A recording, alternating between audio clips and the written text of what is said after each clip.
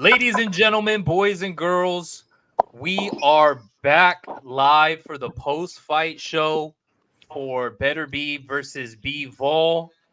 Guys, we have some controversy in the kingdom of Saudi Arabia. I'm out here on the penthouse suite. You know what I'm saying? Overlooking my view. Just dropped a couple, about 10, 15 G's on this view right here. No big deal. But we got a couple guys here. We got the Fight Bananas crew. We got Jonathan. We got John the Professor. We got Johan Blanco and my boy Apex Hector in the house. Quick, we're gonna get the response from Apex Heck for because I know we got a limited time. Um, let's see if we could do a layout switch. I don't know, but you can go ahead. Go ahead. What'd you think of the fight? While we Man, got I you. think it was razor thin, champ. I think it was razor thin. I think every round, you couldn't be mad either way. I hate to hear Maddox's scoring during the fight because I think he gets so kind of heavy on his fighter that he wants to win. A What lot was of his those, score during the fight? I didn't even hear it. dude, he had like way too many rounds for Bivol. Like I think he was like just like he agreed that the rounds were razor thin, but I think that I always like the concept that um, if the round is close, right, it's razor thin. You got to give it to the champ, and to me, the champ is whoever brings the most belts in. And in that case, it was Beterbiev, right? So it's on the challenger being I mean, Bivol to they're take both the round. champs, though, bro. They're both champs. I get what you're saying. I hear you on that, but they're both champs in this one, no? I feel that. I feel that. But I think that more so like who's bringing in more hardware, right? And that's Beterbiev, right? Yeah. So in that aspect, you got to go take the round. And if it's a close round, I gave it towards Beterbiev, but I also gave it to Beterbiev because I thought he brought the aggression. I thought he was the ring general most of the time. I also think that when they did exchange, um, the heavier shots were landed by Beterbiev. No, I hear you, bro. I hear you for sure. I mean, I think like I said, the fight could have went, I guess, either way. But bro, so I was saying on like the broadcast part where I was doing the commentary that Chris Mannix, no offense to him, but I think he's got to be the most boring guy in all of like the commentating for boxing. I don't know if this guy, is friends with somebody in there or what, but I want to say no offense to him, but it's pretty offensive what I'm saying.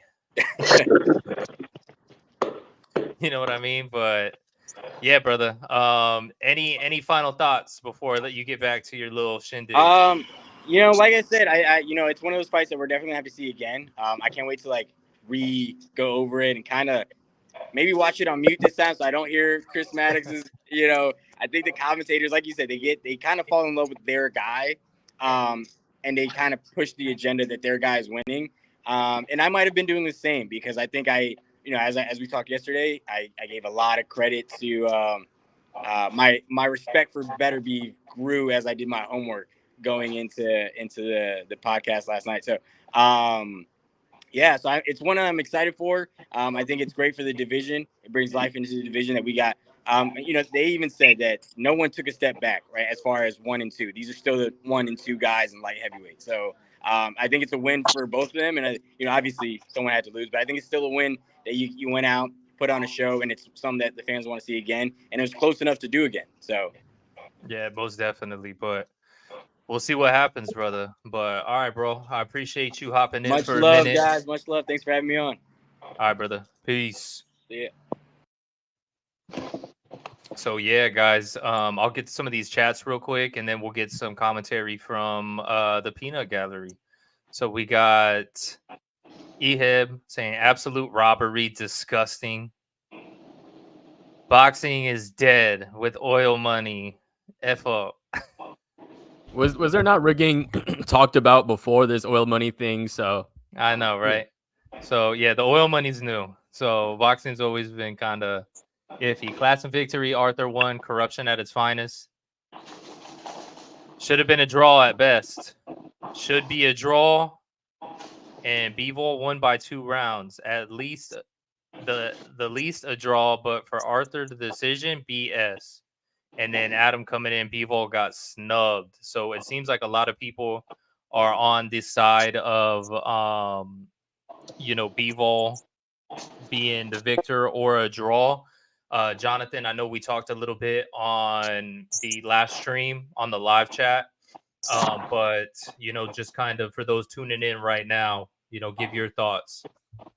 Yeah, I mean, I thought at the first round, first off, I heard in the commentary, Beterbiev was coming off of a 5 months, removed off of a surgery in his knee, right? So No that was excuses. No excuses. You signed the 100%. dotted line. I'm just kidding. Yeah, I'm just kidding.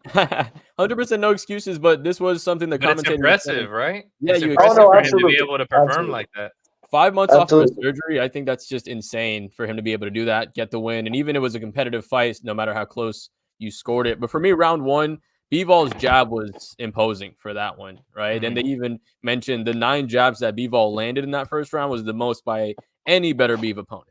So I did give the round one to Bivol. The rounds 2 and 3 kept, in my opinion, Bivol's lateral movement whilst he kept him on the end of his punches. That was winning him the round. So that's rounds 1 through 3. Now 3 to 6 or 4 to 6, that's where Beterbiev started to really impose his will. He started to show that power a little bit more, whilst Bivol started slowing down a little bit on that lateral movement. So 4 to 6, 3-3 at the end of 6 rounds. Now going from 7 to 9, I feel like for some reason Bivol seems to get a second win, right? And now he's starting to move again laterally. Had a nice left hook in that 7th round that popped his head back, opened up on him a little bit, and then Beterbiev seemed to get a little angry and started opening up on him again. But even to the point of who landed the cleaner shots, when Beterbiev was throwing those shots in the 7th round, he was throwing mostly against the glove, right? He wasn't finding a home for as many of those punches. So at the end or going into the 10th, I had it 6-3 Bivol. Now the last 3 rounds,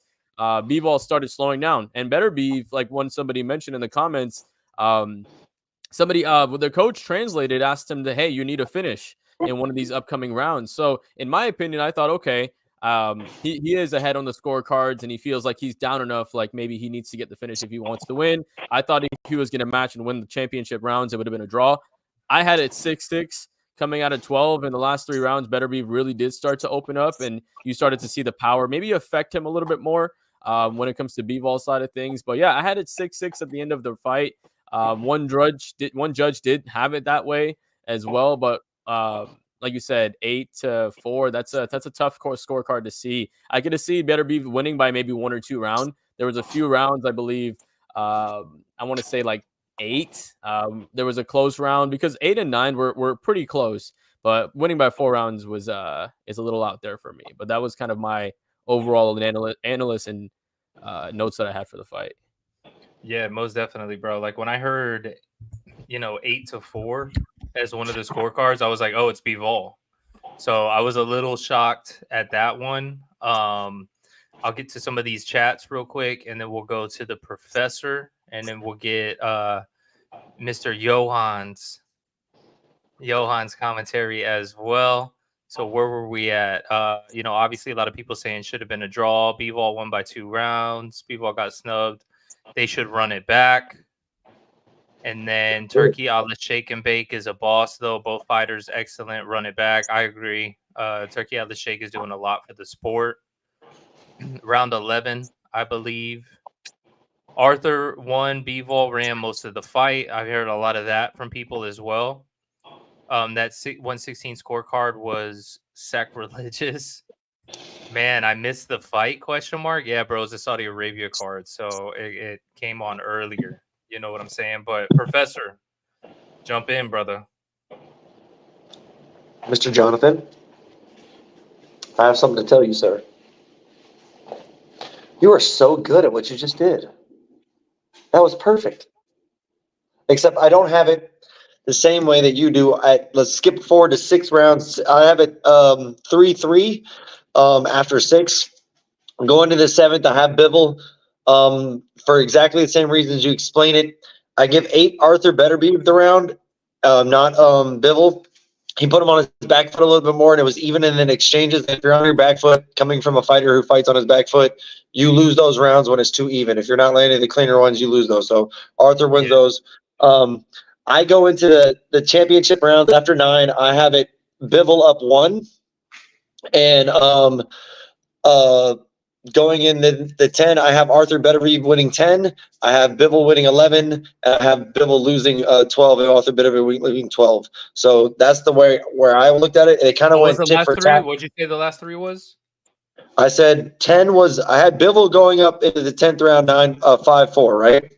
Mm-hmm. So after 9, I have Bivol up 5-4. And I have Arthur Beterbiev winning 10, Bivol winning 11, and then I'm sorry, yeah.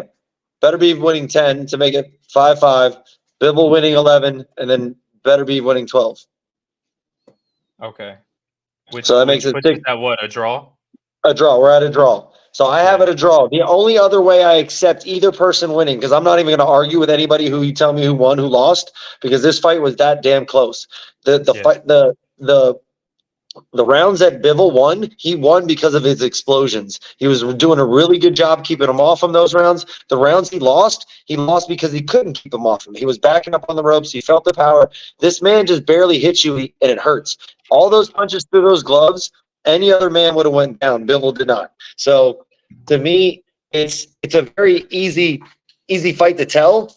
Any round that Bivol was covering more, he lost. Any round you had the explosions and you got to see the pretty shots, you got to see the technique, because some of them left hooks that Beterbiev ate, and these twos, and just the combinations he put together, not to mention that body work he was doing at that later rounds. Them things were slanging, right? I mean, the noise was like, just ping, like loud as hell, like somebody smashing pads. It's like when I hold pads for Ray, and Ray just naturally just bang blows it up. It was sounding like that. It was crazy. But easy fight to get caught up in. But to everyone in the boxing world, shut up. Either man could have won. Just get mad at the people scoring it. Either man could have won. I don't care who you picked, but it's no more than 115, 113. No more.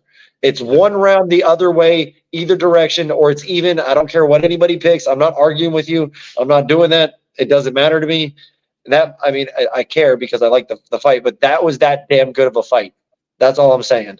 That man, that was a good fight. That was a hell of a boxing fight. Two different styles clashed. Two styles, neither one of them won.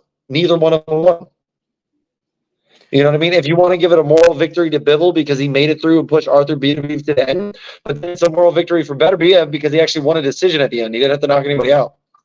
But at the same time, it's 115, 113, whoever you pick, or it's 114, 114 all day. So, but Jonathan, great job describing the rounds, though, man. Really, really good. Like I was agreeing with everything up until the later cards. I just had a little twist. But that was good. I got to start doing that. Start putting a little bit of notes on the side, because all I'll do is put like a little asterisk if it was a really close round. Because then even then I'm like, damn, bro, I'm not like a judge or nothing, so it's hard to score this. And then when you have a couple of those rounds in there, I'm like, dude, my scorecard could just be terrible. They just blend together in your head too. Yeah, no, for sure they do. But Johan, tell us why you disagree with the professor. Oh, so I disagree with the professor because. All right. That being said, I had a 115, 113 Dimitri Bivol. Okay. I didn't have all the notes in the round by round analysis, but I did have a few pinpoints that I noticed during the fight that made me think Bivol was edging it out. Number one, I think that the constant movement from Bivol really put Arthur Beterbiev off the rhythm, and he couldn't get anything set or planted, and it really took a lot of steam off his shot. Granted, it still was hard. I mean, look at Bivol's face. He has mouses under both eyes. Can't wait to see what he looks like tomorrow. But I loved the movement. I loved that he kept trying to, Beterbiev could never predict where to land the shot, and he was always trying to what's the word? Like calculate it, but it was always kind of a little inaccurate. The spurts of energy where he would like move and then he would plant his feet and start throwing the ones and twos in a linear line. Those are really clean. And like you said, Professor, it sounded like a pad. It sounded like constant pad combinations. Really like that. And I think that when judges hear that, I mean, I think he's winning the round. And he looked like he was more getting into a rhythm with his game plan than Beterbiev was with his game plan of kind of pressuring and kind of just put on the onslaught pressure. I think the issue is with this fight, and it made it so close, is that none of them got out of first gear with their game plan. You know what I mean? It was kind of like, oh, Bivol does his thing, 1, 2, 3, and then Beterbiev does his thing, 1, 2, 3. But you never saw any counter action with the game plan or kind of any major adjustments. It's kind of like they were doing their game plans, and it was like kind of like Rock'em Sock'em, where it's like, oh, it's your turn. Okay, well, here's my turn. That being said, I liked what Bivol did in terms of Arthur Beterbiev is really good with moving in an L shape and kind of, doing an L movement and kind of setting up his shots at the end of that movement. And Bivol would just catch him as he's transitioning, and that put Beterbiev like off his game. But I think in this fight, the judges were really looking at the pressure. I think pressure was the name of the game. They didn't really care about all that movement and kind of evading the shots. And even though Beterbiev was being blocked, was getting blocked with a lot of his shots, like you said in your live stream, the judges can't see that. They just see, he gets hit, and you see Bivol like run or like go so far to the ropes or something like that, and they think, oh, he got rocked. And I think that played a lot in the factor. I mean, that being said, I think that it was a great fight. I had it 7-5. It could have went 6-6, but I won some money, so I'm a happy man. No, for sure, bro. It's crazy that like sometimes your analysis are so bad that people literally have to leave. You know what I mean? Like John was like, dude, I can't even listen to Hurricane Milton's still fucking with me. Leave me alone. Nah, for sure.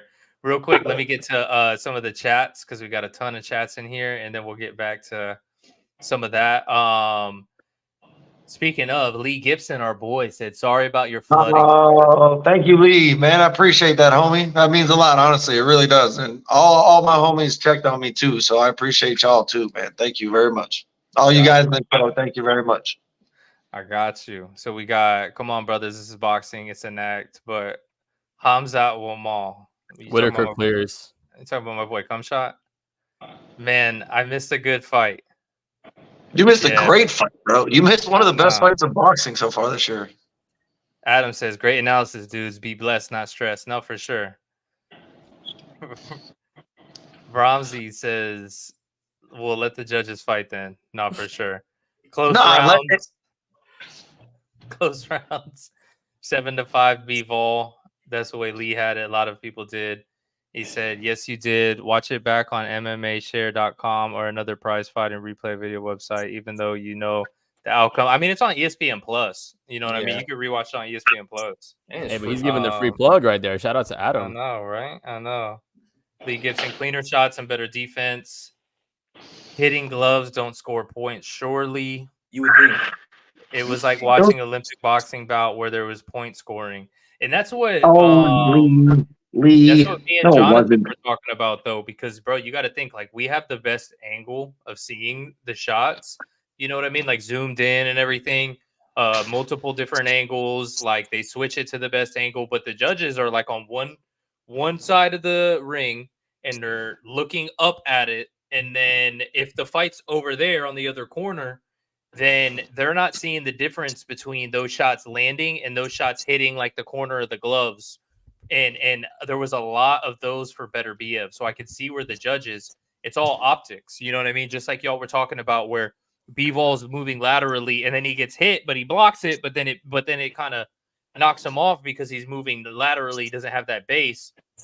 So between that and the hitting the gloves where maybe the judges can't tell the difference because of the angle they're at, I can see where the activity, it aims more towards Beterbiev. I would be interested in actually seeing the scorecard breakdown. I wonder where, when we're going to see that, or if that's out already. I'll take a look at little Google search. But this kind of reminds me of in 2012 in June, where we saw Timothy Bradley beat Manny Pacquiao, and everyone was like, oh, it's a robbery, blah, blah, blah. It could have definitely been a robbery, but I feel like part of it was, where there was those like lulls from Pacquiao, there was activity from Bradley. You know what I mean? So that activity is what the judges see. And then whether or not they're scoring blows, it's hard to tell when you're at that angle. So looking back on that fight at the time, I could see where like, okay, you can see where this fight gets scored for Bradley, because a lot of times Pacquiao would, it was almost like kind of like what Bivol was doing. It's like, you know, there's lulls in the action, then he comes out with the flurry. But the activity is going the other direction, so it looks like it could be scored the opposite way. But, you know, who knows? It kind of is what it is at this point. I agree with the professor. I agree with Johan as well. You know what I mean? So we got some more chats from Lee. They both box amateur and sparred in some gyms, same area. Both amazing amateurs, and they're still close. Great fighters. Guys, what do we see from here? Do we see the rematch immediately, or do we Of course. see it Of move course. on to a different No. fight? No, Nope. bro. There's no other Nope. fight to make. I mean, that's Yeah. the clear 1 and 2, and we really didn't get a definitive answer. Yeah, no, this is exactly, Johan. This is going to be a draw or a rematch, and we should see it as the next one. Like I would say, early next year, at some point. They're not going to be able to fit it in Riyadh season here. They might do it in like what, March, April, something around there. You know what I mean? Let whatever happens, you know, with the two guys want to heal, whatever around the holidays, all that good stuff. But as far as like when you were talking about the angles and stuff like that, seeing somebody be hit, seeing somebody from, like, I get what you mean with the gloves, but 3 words in my mind come into play in something like that, and it's called blunt force trauma, right? So like even though the gloves there, like after they add up with the hits, like I get when Bivol's hitting cleanly and he dominates around hitting cleanly, but like when you're looking at Beterbiev or you're looking at, you know, those shots hit, if he's throwing more and the body is constantly getting shocked, that adds up after a while to like what it's actually doing to the fighter. You know what I mean? You're making the other fighter basically punch themselves with their own glove. Yes, it's taking away lots of like enough stuff, but you're getting hit with it still, right? It's blocking from the knockout punch. It's blocking from the cuts, the things like that, but you're still wearing down, and you consistently kind of saw that with Bivol. He had to take breaks. He had to do that for a while to be able to have those rounds of spurts. So I get where where you're saying the judges could have a hard angle of seeing it, but I also see why, you know, after a while, I can also see, like you kind of made a point for me, like I can also understand why judges would see Beterbiev doing more because of that thing right there. You know what I mean? Just because of that. Like if you keep seeing Bivol moving away and his body keeps getting shocked, I think about Rocky Balboa, the movie, where he goes, we're not building speed and agility anymore. We're just building hurt bombs, you know, and it was all about blunt force trauma, right? And it's about hitting somebody. And the more he just hit his body, no matter where it was slowing Bivol down to slow down the explosions he had later on in the fight.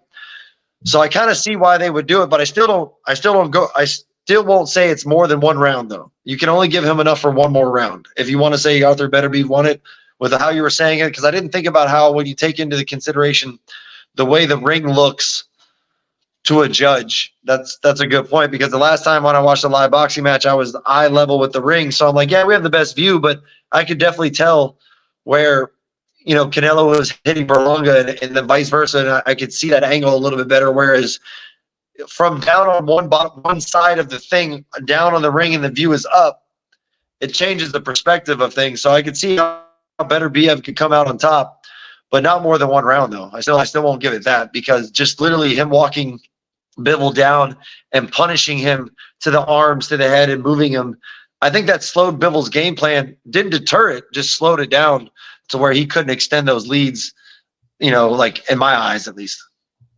No, and to add on top of that, I think you know, for anybody that, like you said, I think everybody here has been to, if not already, you know, maybe fought before, but when you're there, also the referee gets in the way, right? Especially if they're in the corner, the referee gets in the way a lot of times. And you know, if anybody hasn't actually gone to a fight, the angle is a lot tougher. A lot of times the ring rope gets in the way. Sometimes it's the corner stanchion that gets in the way. For MMA fights, maybe it's when they go to a certain part of the cage, you know, the different parts of the posts are in the way. So it is hard as a judge to score those things when you really can't see. I think maybe the fix is giving them a monitor to supplement what they're seeing in front of them.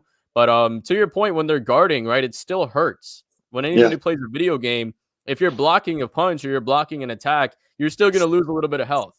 You know, it's still going to tick a little bit, even if you're not taking it full on. So I think to your point there, the damage definitely did add up, almost like how a lineman in the mud will eventually just get that wear and tear on their body. So he was absorbing a lot of punches, and to the optics, I could have seen with the judges, maybe you have one angle where you're only seeing, Bivol get pushed around, right? You're not seeing the jabs land as much because you're at the first person view for Beterbiev. You're not at the angle where you see the punches from Bivol as much. So maybe you don't see that impacted as a lot. So like you said, it's hard to score more than one round for one or fight or the other, but that does play a big factor for it for anyone that's been to a fight live. True. Very true. Yeah, most definitely. Like when I go to live fights, bro, whenever I like buy the tickets, like I don't do the floor seats. You know what I mean? You would think that the floor seats are great, but it's like you only get that one view. You're kind of like you're looking through the ropes, or if you're at a UFC fight, you're looking through the cage, and then they have the pylons with the like the cushion on it. My go-to is for the fights is I'll go to like row like J, I, H, something like that, where you're just high enough where you could see right over, but you're still close enough. You know what I mean? Yeah. That's my Yep. that's my go-to. And then of course, I always like to get like the end of it. So if I gotta run, get a drink, go take a piss, I don't have to go, oh, excuse me, guys, where every 2 seconds. But no, exactly. Those judges, even though they have like the best seat in the house, is it really? You know what I mean? Because you got the ref in the way, like you said, you got the ref in the way. If you're on the other side, you can't really see everything. So that's to my point. Like if you're hitting the gloves, but you're on the other side, and Beterbiev's back is facing you, and it's that you're still absorbing it. It looks like scoring blows compared to where Lee is talking about, like in Olympic boxing, the gloves are covered in white and it has to hit the opponent in the gloves. They're not anymore. Yeah, They're not anymore. They're not covered in white anymore. Oh, they don't do it anymore? No, what he means is at the beginning, if you make a fist, like, where's my camera? Or if you make a fist, and the curvature of the glove stops from, like, if you just curve, like, make a cone from my one knuckle over to the next knuckle, like that, that part has to hit the part of the body in order for it to score in Olympic boxing. But they don't cover it with white anymore. They've taken it away. But I've always thought that judges should actually be in a room by themselves with a monitor showing them, right? with no crowd noise, no nothing, watching every angle of a fight that they can see, just like we would get from TV, and then judge it that way. They should be watching it in the metaverse and the freaking VR where it's on the corner of the thing. You know what I mean? With no one around them, because with no one around it. Yeah, with earplugs in. Yep, because the crowd does something to you. I'm not gonna lie, it does something to you. It makes you feel like someone's winning more than the other person. It also makes you feel like someone is losing more than the other person when something, certain things. It can sway you both directions. You're kind of like, huh? Well, I thought I kind of have this guy, but the crowd is going nuts. Am I wrong? You know what I mean? So it's definitely, I always thought they should be in a quiet room by themselves, watching the same view that we get to watch from home. Because, like you said, the best view in boxing is by far from the TV. Yeah, you know what I mean. I mean, it definitely like the best view for sure. Being in the arena with the atmosphere is awesome. You know what I'm saying? So that's dope as well. But like you said, like the best actual view is those multiple angles and whatnot. But I mean, a lot of people are saying either a draw or Bivol, but we got a lot of people saying why the judges give that to Beterbiev because it's a robbery. The world saw it. I mean, I guess yeah. And then we got over here Beterbiev 100%. So, and then Lee saying home crowd persuasion. So I mean, what do you think, Johan? You think there was home crowd persuasion, or it was just the optics, or just Beterbiev just did enough? It could be a few factors. I mean, it just depends on what the judges are scoring because each judge scores it a different way. I mean, that's the biggest thing. Like, some is just looking at output, some is looking at the accuracy, the actual blows landed. Some are looking at the pressure, and I think that's what the one who gave it 8-4. I think that's what he was looking at. But even with that, it's kind of a ridiculous scorecard in such a close fight. Mhm. For the robbery conversation, I wouldn't even call it a robbery just because it was so nitpicky. Like it could be 7-5 Bivol, 7-5 Beterbiev, or 6-6, which a lot of people had. But you can't call that a robbery. There's a difference between a robbery and a close fight. Like this was just a close fight. Like it was a 50-50 going in. It was a 50-50 going out.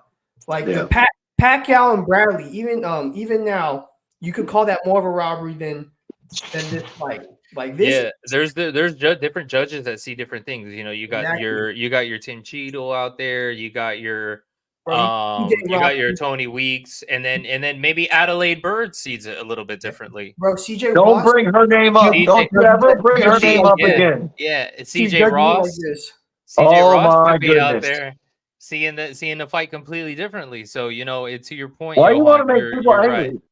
Why are you button pushing? Why are you button Adelaide Bird? Why you bring that woman's? No, ever talk about her ever again in life? But I I'm don't just know what saying, you're like talking some about, bro. people, I thought some judges see it the different ways.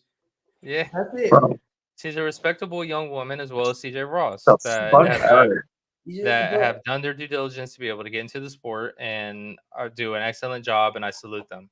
Yeah, and listen, like we don't know what goes into the minds of judges. Like I said, like they're judging different things. I think you should judge it at the fight as a whole. You shouldn't be judging off like that would be difficult. A certain criteria, but for like a UFC fight, like a 3-round UFC fight, that would be easier. Yeah. Honestly, it might even be harder, bro. Some of the times when I'm watching these 3 minutes, I'm like, damn, like this guy did good in the first minute, but then afterwards, you know, the other guy did. So like, and why do we always end on an even round? Why is it always even rounds? Like MMA and a championship fight is odd rounds. Oh, 5. yeah. That's what I'm saying. Yeah, so that's what I'm saying. It makes the point system harder to judge, especially in like fights like these where it's so close. It's a little harder to judge. But Lee says, "You guys not watching the UFC? Not right now. I know they got a card on, but I'm not watching it right now. I'll probably catch it tomorrow morning, and then just not look at Royval is in the main event. But I'll just watch it like tomorrow morning, and then just not tune in to the rest of the Fight Bananas post because I know that's going to spoil it for me. So yeah, I'll just catch that later. After this, I got date night. You feel me? So. Oh, look at you, date night. Look at you. Nice. That's we awesome. do have Grant Dawson's actually about to step in the Fight Bananas own Grant Dawson.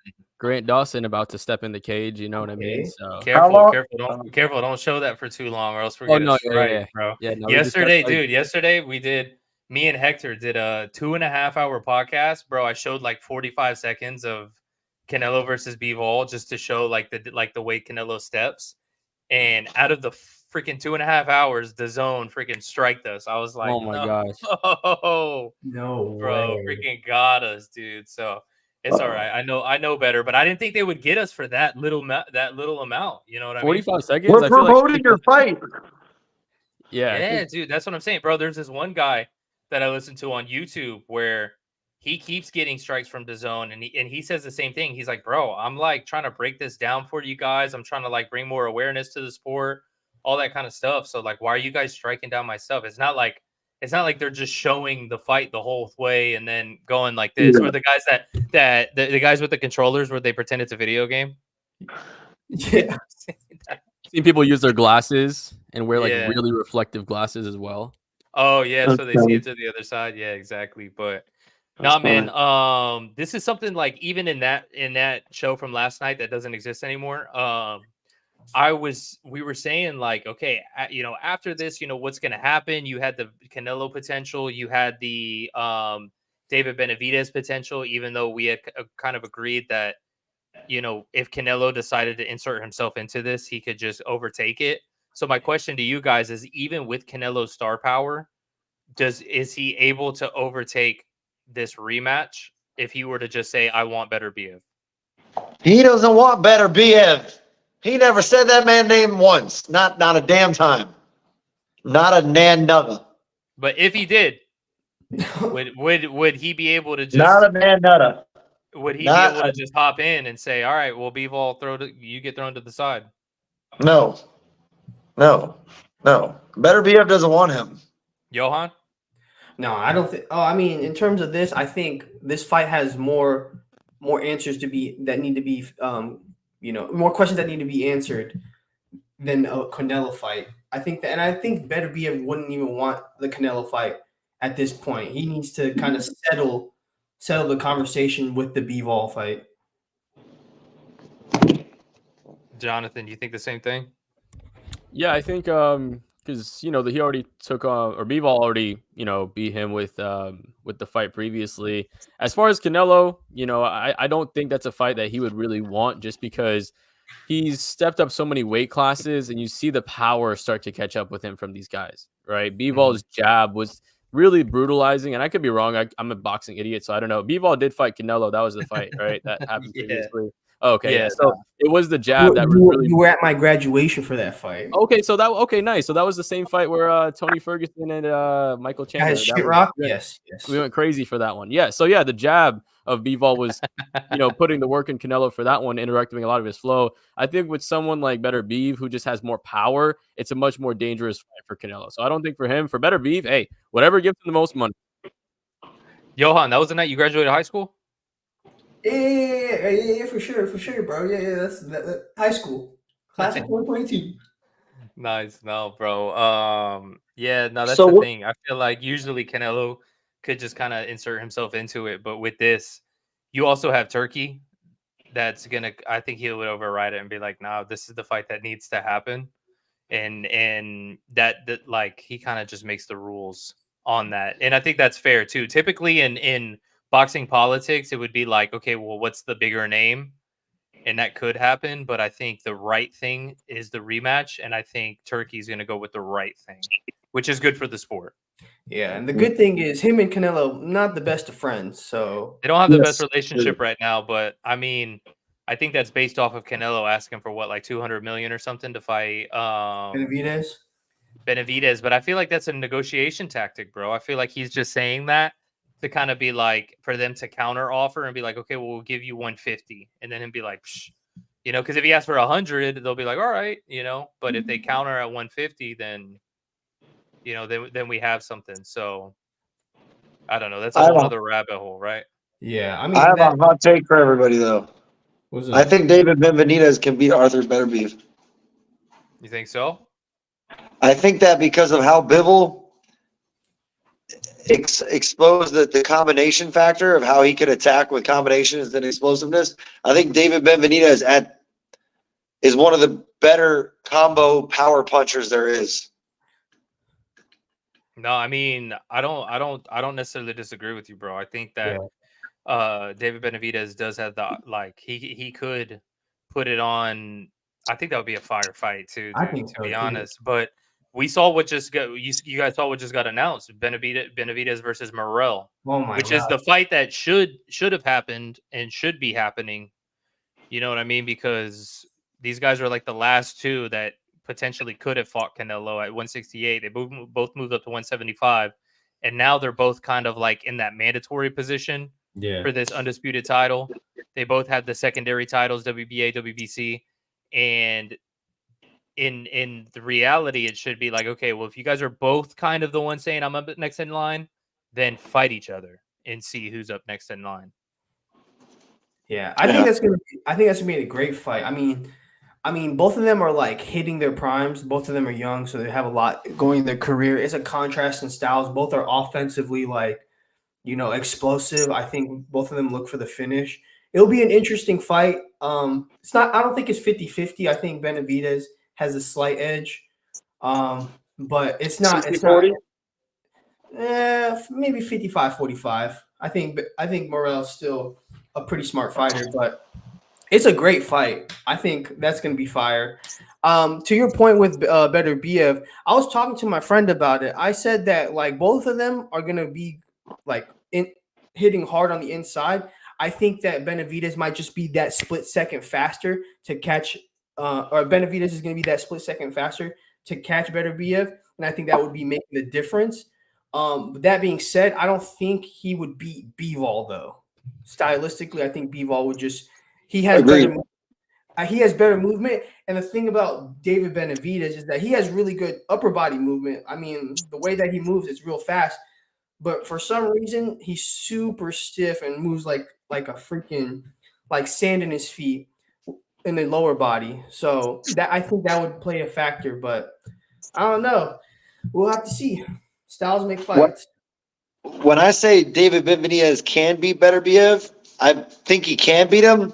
Will he beat him is a different story because he's going to have to get him out of there earlier. He's not.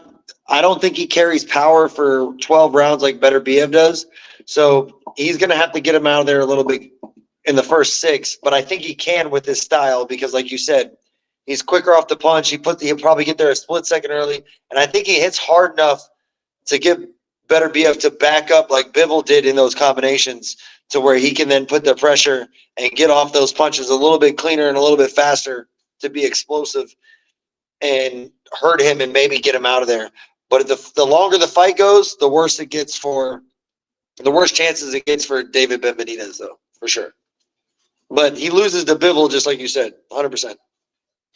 Yeah, I think something that something that we were talking about last night on the podcast was